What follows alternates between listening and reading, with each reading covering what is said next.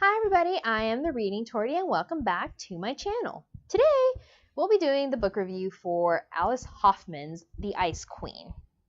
I don't have the information of it just yet, but I will for the topic of discussion, or I'll put it in the description box below. So The Ice Queen was actually recommended to me by one of my friends who was like, Tortie, you have to read this. It's good. I think you're going to like it. Let's try it out. I'm like, you know what? Let's do this. As mentioned in my book haul, I had an issue with the margins and the font because I'm a weirdo, a complete weirdo. It really wasn't bad, and she even told me, like, what are you talking about? You're weird. I'm like, I know, I'm sorry, but it's I can't do it. I can't make it flow because the books to me are alive and they're their own entity, and if it just don't jam, I can't do it. So I did the next best thing, and I took out the audiobook, and I started the book out much differently than I ended it. I started the book annoyed. I didn't like the narrator. I thought she was being really bizarre. I understand childhood trauma affects you for the rest of your life, but my gosh, get over it, because just the idea of I have the power of death and I can wish everyone dead, and any wish I make, it means that someone's gonna die. It was just really weird. I didn't like the premise, and it was really emotional for me. I felt betrayed by the book, and I was angry at my friend because I wanted to like the book, and I went in wanting to like it, and so I had, like, I guess, too high expectations. And she says, okay, we'll stop reading it. And I'm like, I can't be defeated by the book because it's a betrayal to me, and I feel guilt, and I had this just really complicated relationship with this book that didn't need to be this complicated. A normal person would not have suffered like this, but I made myself suffer, and she just told me you're gonna give yourself a heart attack over something silly, and I'm like, maybe, but just this relationship with this book is very complicated. So halfway through the book, and then I started kind of smiling. So I'm like, all right, Tortie, you might like this. The end of the book, I'm just sitting here like, I liked the book. So I went up to her and I told her, after insulting her and getting mad at her and yelling at her for no good reason, I told her, hey, I finished the book. And she said, all right, well, don't hate it too hard. And I looked at her and I'm like, I liked it. And she just almost fell out of her chair with laughter because I had just was ranting and raving like the world was ending about this book, and I ended up liking it. So it was a complicated and long ride with this book, but I liked it. So the synopsis is, it follows that this unnamed character who is a librarian, and she says that her forte is death.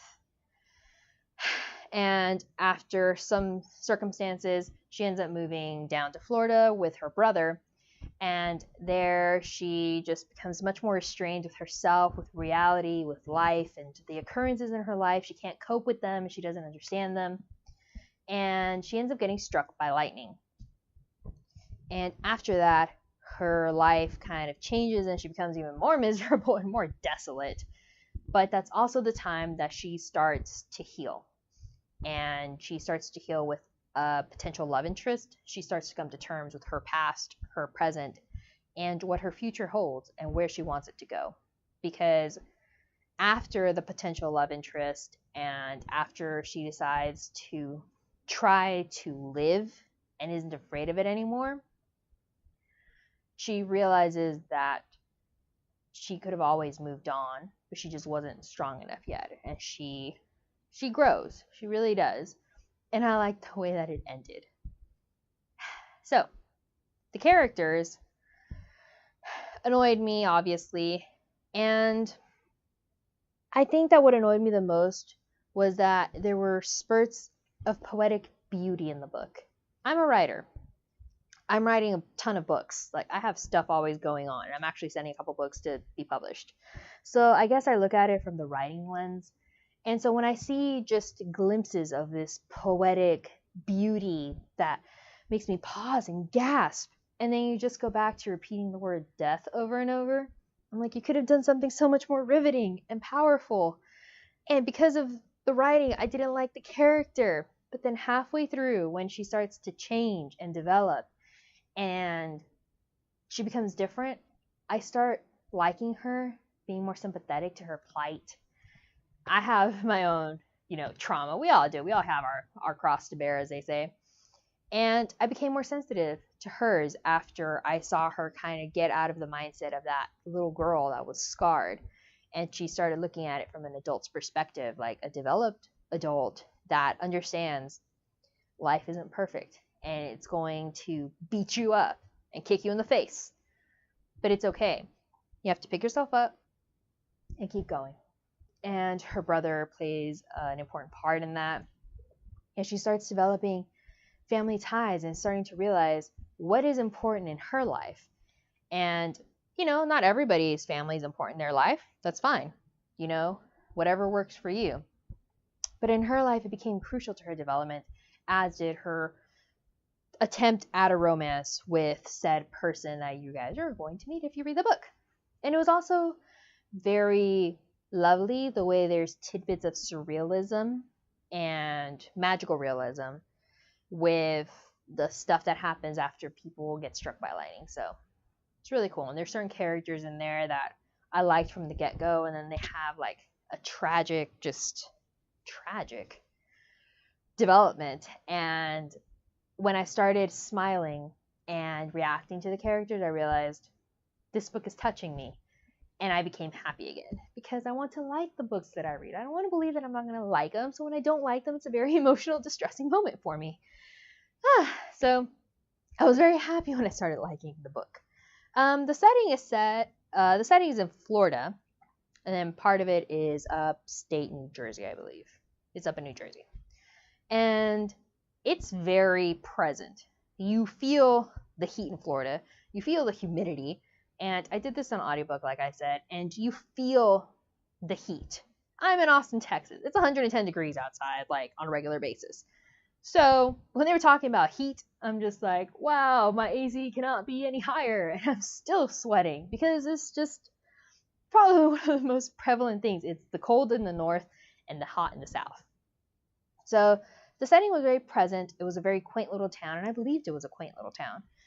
And I think it was very well said and well put, and it was very poetic at times. Like I said, she has these just moments of beautiful beauty, as redundant as that is. There was these moments that just took my breath away, and I paused and I just chewed on the words because they were so beautiful.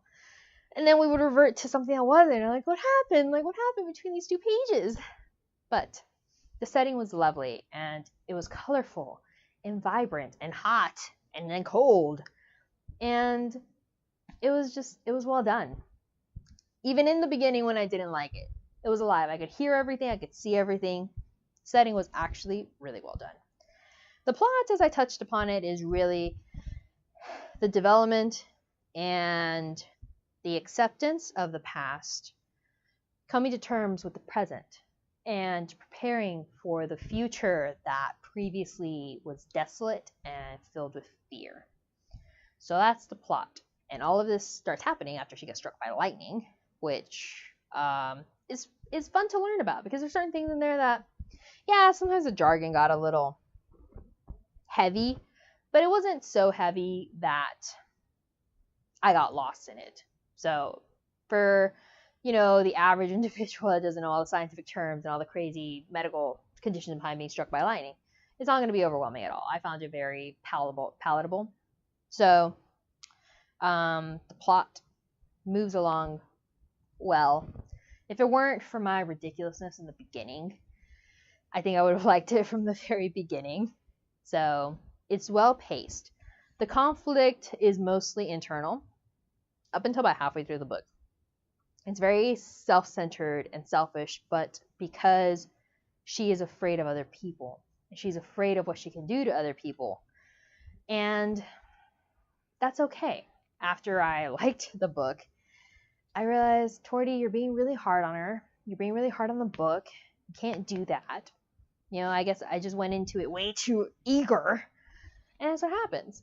So the conflict developed nicely. And it had a very lovely, clean ending. And it wasn't clean in like a rushed way and forced. It was clean in a natural way that seemed like it was set up in the beginning. You know, some books have those endings that they're like, you kind of just made this up on the fly.